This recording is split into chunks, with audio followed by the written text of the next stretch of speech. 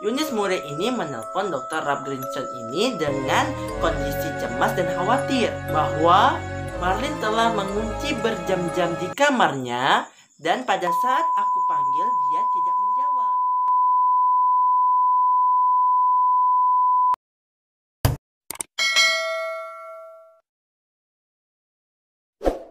Assalamualaikum warahmatullahi wabarakatuh. Terima kasih telah mengklik video Putra.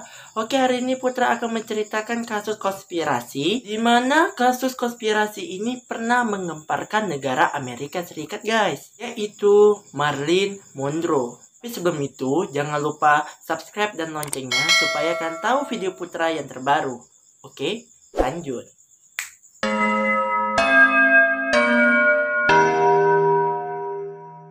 Putra menjelaskan kronologinya, Putra akan menjelaskan terlebih dahulu awal karir Marilyn Monroe. Norma Jean Mortensen atau lebih dikenal sebagai Marilyn Monroe adalah seorang artis yang berasal dari Los Angeles, Amerika Serikat yang bersifat polos dan simbol seks, guys. Ia lahir dan dibesarkan di kota Los Angeles, bahkan ia pernah menghabiskan masa kecilnya di panti asuhan. Dan di tahun 1944, Marilyn Monroe pernah bekerja di bengkel yang bernama Radio Plant. Di beberapa waktu kemudian, ada seorang fotografer yang mengajak Marilyn Monroe menjadi model. Dan disinilah awal karir dari Marilyn Monroe. Dari tahun 1950 sampai 1960-an. Dan dia juga pernah mendatangani sebuah kontrak film, di antaranya 20th Century Fox dan Columbia Pictures. Dan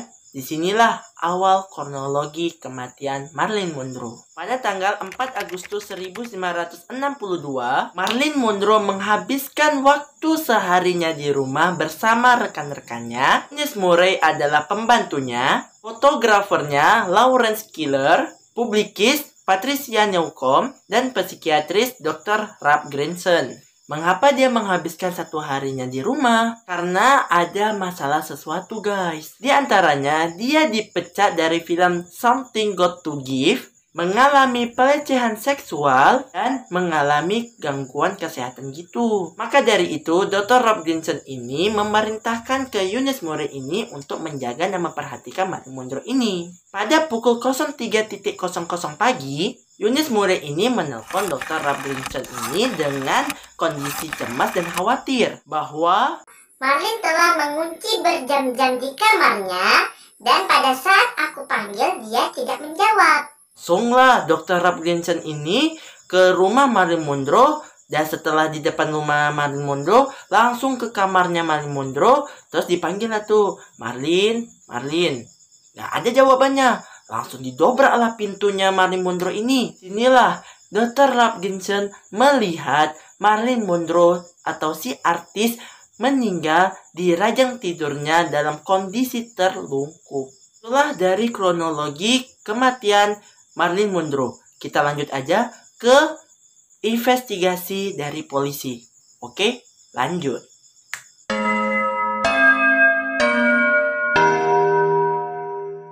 Hasil dari investigasi polisi, pertama, menyatakan bahwa banyak pil ketenangan di sekitar kamar Marilyn Monroe. Yang kedua adalah telepon.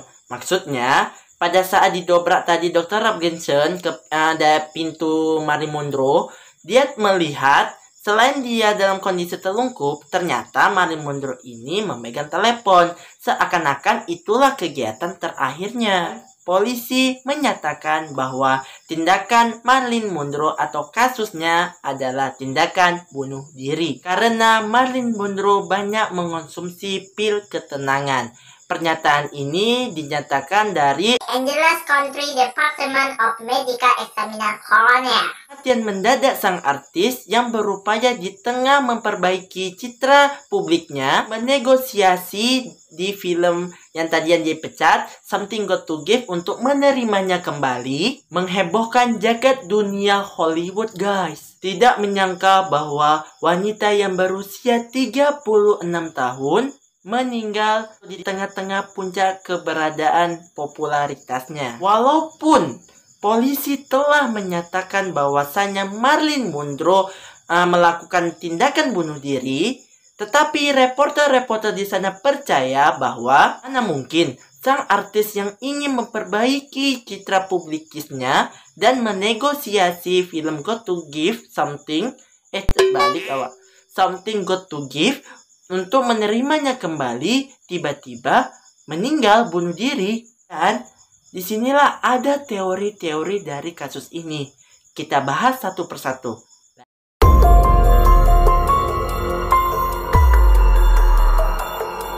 Yang pertama, teori telepon. Jadi, pada teori telepon ini, kan tadi kan pas part yang sebelumnya itu kan Putra ada bilang bahwa Dr. Rob Grinson ini kan melihat Marilyn Monroe ini memegang telepon, dia kan seakan-akan itu adalah kegiatan terakhirnya. Ternyata dia itu atau Marilyn Monroe ini menelpon dua orang, Joe DiMaggio Jr. dan Peter Lawford. Dan diketahui juga jarak dari penelpon pertama dan telepon yang kedua ada berselang 15 menit. Dari pengakuan dari telepon pertama bahwa ibu teleponnya itu biasa aja, dia dengan nada ceria dan senang dan bahagia. Sedangkan dari pengakuan Peter Lawford bahwa nadanya si Marilyn Monroe ini seperti ngos-ngosan, terus gak lama dimatikan. Terus saya telepon lagi, terus yang gak dijawab, saya telepon lagi, dua kalinya, tiba-tiba teleponnya itu tidak dapat dihubungi. Lalu saya menelpon Eunice Murray, adalah pembantunya. Ya saya nanya, apakah Marilyn Monroe ini tenang, maksudnya itu baik-baik saja? Murray ini langsung mengecek Marilyn Monroe dan melihatnya. Dan dikasih tahulah kepada Peter Lawford bahwa Marilyn Monroe baik-baik saja. Dan di pukul 12 tanggal 5 Agustus 1962, Eunice Murray ini merasa khawatir dan cemas. Dan di jam 03.00 pagi, disitulah dia nelpon si Dr. Rob Grinson itu dengan menyatakan yang tadi yang Putra bilang bahwasanya si artis ini sudah mengunci kamarnya. Terus pada saat aku panggil dia nggak menjawab. Dan disinilah bagi Putra ada kejanggalan sesuatu guys, bahwa kenapa polisi itu baru datang pada pukul 04.30. Ada 1 jam mayat Marilyn Monroe itu dibiarin gitu. Mana Eunice Murray sama Dr. Rob Grinson ini? Jadi pertanyakan itu guys. Dan ada juga beberapa saksi dari tetangganya. Putar jelas satu persatu. Pertama, jasad si artis ini ada di bawah ambulan. Tapi nggak lama lagi dikembaliin. Itu Marilyn Monroe itu mayat loh. Bukan barang. Kok aku jadinya erosi loh. Walah. Yang kedua, tidak ada orang lain selain Robert Kennedy dan 2 orang yang tidak dikenal. Dan polisi juga mengalami kejanggalan guys. Yaitu, pertama, Marilyn Monroe ini tidak bisa meminum air, atau maksudnya itu tidak bisa meminum obat tanpa minum. Dan pada saat digeledah, tidak ada satupun gelas yang di sampingnya. Tetapi, gak lama, gelas itu nongol sendiri. Kedua, selimut, bantal, spray dalam kondisi bersih, tidak ada seperti kayak bau atau sisa-sisa overdosis. Pengakuan dari Eunice Murray ini adalah sudah kucuci katanya. Dan disinilah penetapan waktu meninggalnya Marilyn Monroe menurut polisi adalah 00.30. Dan menurut Dr. Rob Grinson, kematian Marilyn Monroe pada pukul 03.00 disesuaikan ditelepon oleh Eunice Murray. Atau mungkin saja dari 2 pendapat itu, Marilyn Monroe itu udah meninggal dari sebelum-sebelumnya kan? Bisa jadi gitu.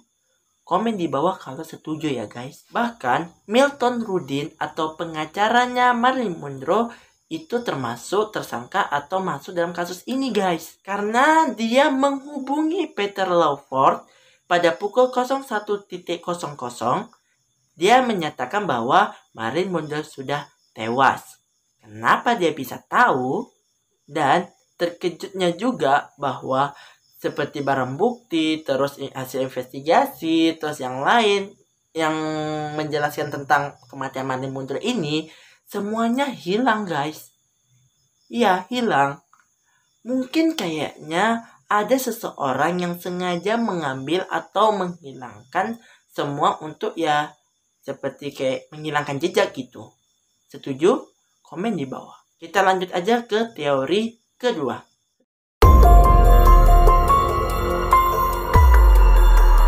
Kedua adalah teori pujaan hati. Jadi, sebelum meninggalnya Marilyn Monroe ini, ternyata Marilyn Monroe ini pernah berdekatan 4 orang politik. Maksudnya itu 4 orang tokoh politik. Yaitu, pertama, Presiden Amerika Serikat John F. Kennedy.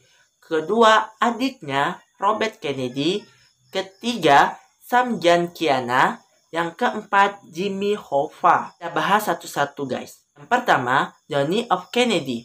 Ternyata Marilyn Monroe ini ada hubungan dari John F. Kennedy ini. Tetapi kematian John F. Kennedy ini sangat menggemparkan Amerika Serikat guys. Ditembak headshot di persnya di atas mobil bersama istrinya. Walaupun pelakunya sudah ditangkap, kematian John F. Kennedy ini masih menjadi misteri guys. Kedua, adiknya Robert Kennedy. Nyata Marilyn Monroe juga ada hubungan dari Robert Kennedy. Sampai-sampai dia pernah mengatakan kepada publik bahwa ya ada hubungan sama Robert Kennedy ini. Dan kematian Robert Kennedy ini nyaris seperti abangnya. Ditembak pada tanggal 6 Juni 1968. Pria yang ketiga adalah Sam Giancana atau tokoh gangster. Ternyata dia ada hubungan dengan Marilyn Monroe. Tetapi kematiannya sama seperti yang nomor 1 dan kedua. Ditembak di dapur berulang kali. Terakhir atau yang keempat adalah Jimmy Hoffa atau ketua serikat buruh. Ternyata Jimmy Hoffa ini juga ada hubungan dengan Marilyn Monroe ini. Dan Jimmy Hoffa ini tidak seperti yang pertama, yang kedua, yang ketiga yang ditembak. Tetapi dia itu menghilang, ya sampai sekarang nggak ditemukan. Karena terakhir ditemukan atau terakhir dilakukannya itu adalah dia bertemu di seseorang di restoran. Terus ya dari situlah nggak nampak-nampak lagi dia. Kita lanjut aja ke pemakaman Marilyn Monroe.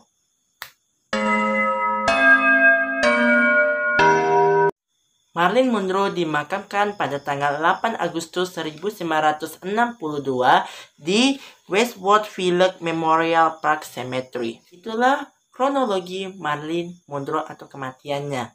Apakah memang kalian setuju bahwa apakah memang dia melakukannya sendiri dari kemauannya untuk bunuh diri, atau memang ada dorongan untuk dia bunuh diri, atau kalau bagi Putra kayaknya ada kaitannya dari 4 orang ini tadi, John F. Kennedy, Robert Kennedy, Sam Giancana, dan Jimmy Hoffa. Kenapa? Kalau bagi Putra ini bahwa kayaknya Marilyn Monroe ini ada ketahuan atau sebuah rahasia dari 4 orang ini diketahui Marilyn Monroe. Jadi di antara 4 orang ini seperti kayak membekap atau memutuskan bahwasannya Marilyn Monroe itu untuk tutup mulut selama-lamanya. Boleh komen di bawah kalau setuju. Oke? Dan sebelum Putra tutup dari video Putra, jangan lupa subscribe dan loncengnya, dan viewers dan share, supaya kalian tahu video Putra yang terbaru. Oke? Dan kalian seandainya kalian suka atau mau request sebuah cerita, kalian bisa komen di komentar. Dan jangan lupa setiap hari Minggu Putra akan atau mengupload sebuah cover lirik lagu. Dan kalau seandainya kan ada request, boleh komen di bawah. Oke, Putra akhiri. Wassalamualaikum warahmatullahi wabarakatuh.